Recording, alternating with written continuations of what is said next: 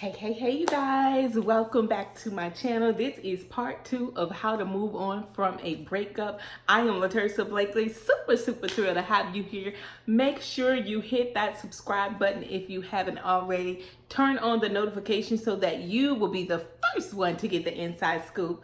Listen, if something I say today on this video that may resonate with you or may help you, make sure you give me a thumbs up. And so let's jump right into it. So listen, breakups can be very hard. Breakups, I'm not even going to tell you it's a walk in the park because it's not. I think I've had my heart broken a few times before. So I know that from my experience, each breakup is different. So for those of you that maybe going through a breakup at this very moment, know that my heart is with you. I'm praying for you. I want you to know that you are not in this alone. If you should need to reach out to me, make sure you send me an email. The email will be right below this video in the discussion box. If you should need a one-on-one consultation or session with me, I will leave the link below this video because it is my truest and deepest desire to see you whole again, to see you walk out and become the woman that God has destined you to be. So without further ado, let's jump right into this. So tip number 1 on how to move on from a breakup. So the first tip is take inventory of what you can do better next time. And I know that sounds cliche, but when you have a breakup, typically there's some things that didn't work out.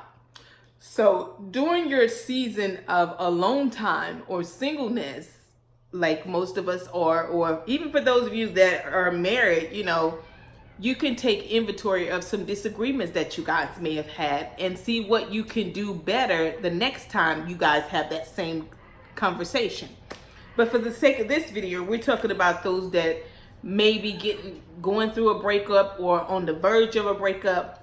So take inventory of what you can do better. I'm not saying jump into a relationship right away because that's not healthy for anybody. I'm sorry. I know women who just cannot be by themselves. They got to have a man on their arms to feel worthy or to feel validated. I mean, I know some men who, men typically, the men that I've experienced, they typically move on faster than me. I guess that's just a woman's thing. We take it a little bit harder than men do. But my advice to you is during this time of you experiencing what you can do better next time, take the time out for yourself to heal properly. Don't necessarily jump into the arms of another man because you're going to end up repeating those same mistakes again because you didn't take the time to figure out what you did wrong in the last relationship. And then number 2 is remember the good times. In order for you to have a better relationship in the future, or God bless you with your husband or whatever, you have to remember the good times.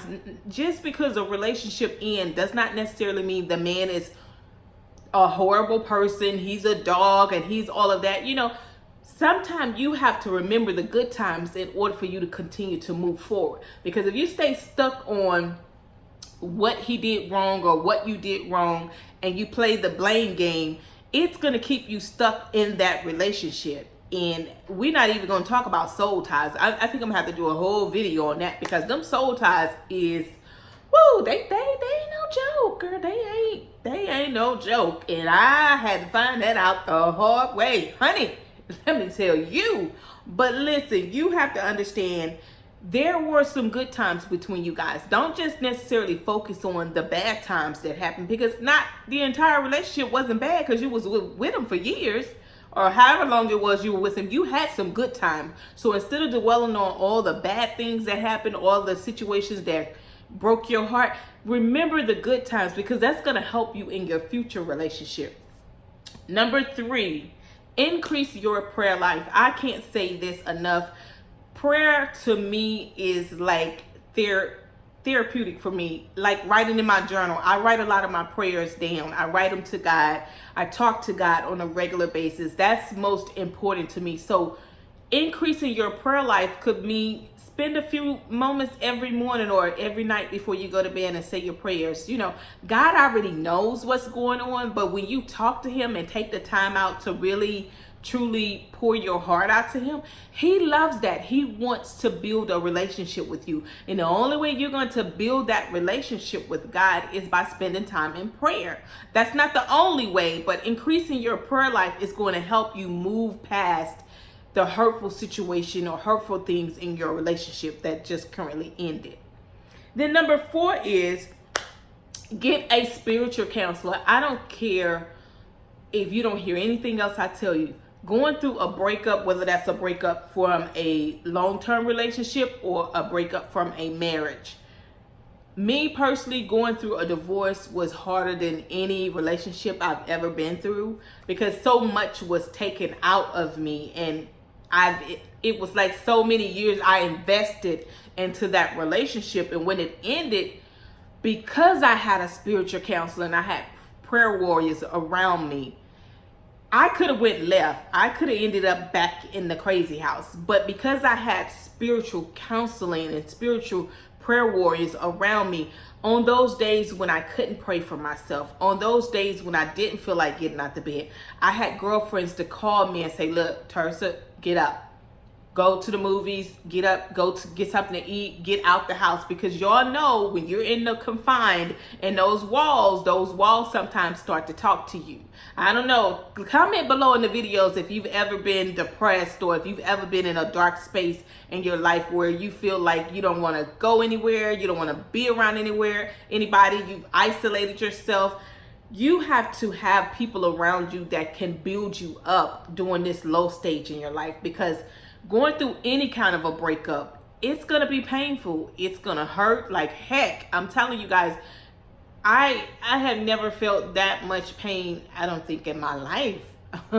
Because it took a lot out of me, but because I had these prayer warriors and people around me, my parents, to help build me up, it allowed me to transition through that process a little bit better. Now, did it not hurt any less? No, it still hurted, but I had people around me. And just like you need people around you who can call you out on your stuff, who can say, you know what, you've cried long enough. It's time for you to get up. It's something else out there for you to do.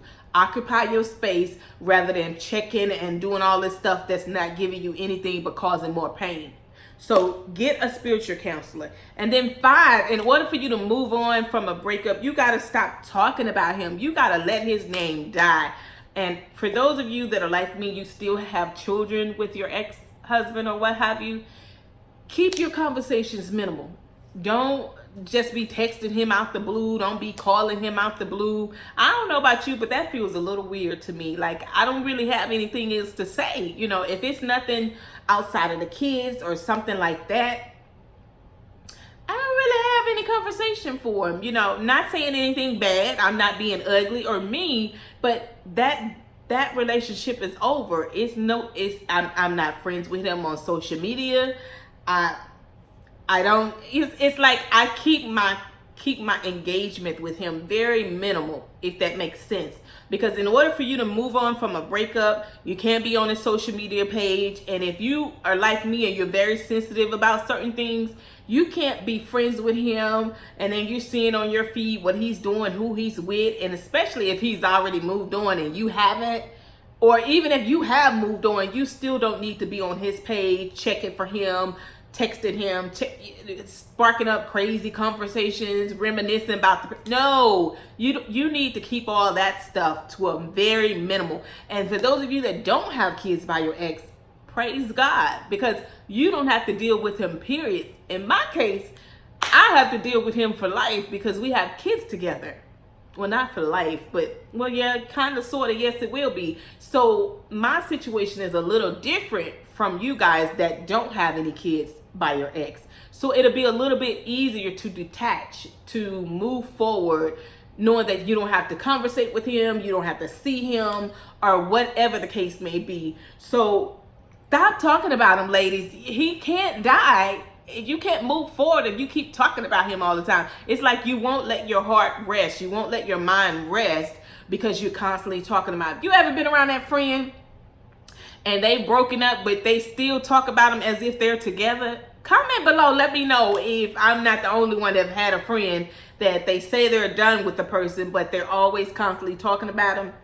So, number 6, stop calling him. Again, I jumped the gun. Unless if you have kids, that's the only way you need to be communicating with him. If you don't have kids with him, it's no need for you to call him. It's no reason for you texting him. It's no reason for you to be friends with him on social media. You don't really need to be checking and see what he's doing, trying to see who he's with, because he's going to do what he want to do anyway. But you, because you trying to move forward, you don't need to do anything that's going to take you backwards. You don't need to be setting yourself up to getting your feelings and all of that. And ladies, I know how we operate. We be attached emotionally like something fierce. You know, we just be, we be in there. And the little slightest thing, a girl could comment. I'm gonna give y'all an example and tell y'all how it was for me. I was going through my divorce, but at that time I was still friends with my ex on Facebook. And this one chick commented on his post, was like, "Hey sexy, how you doing?"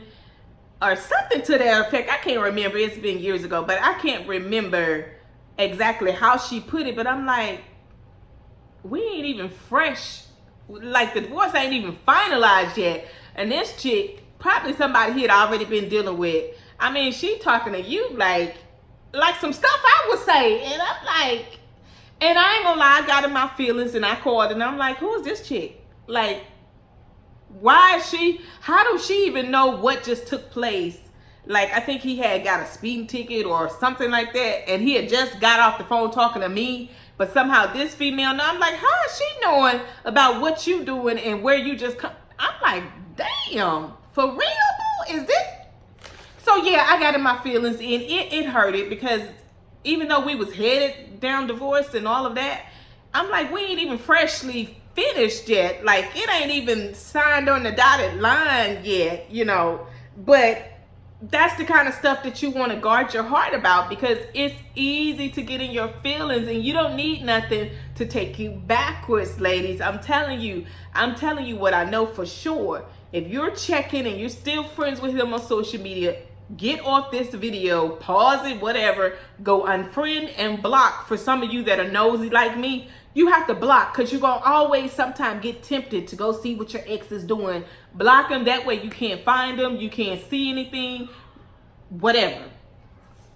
And then the next one is, leave all of his friends and family alone.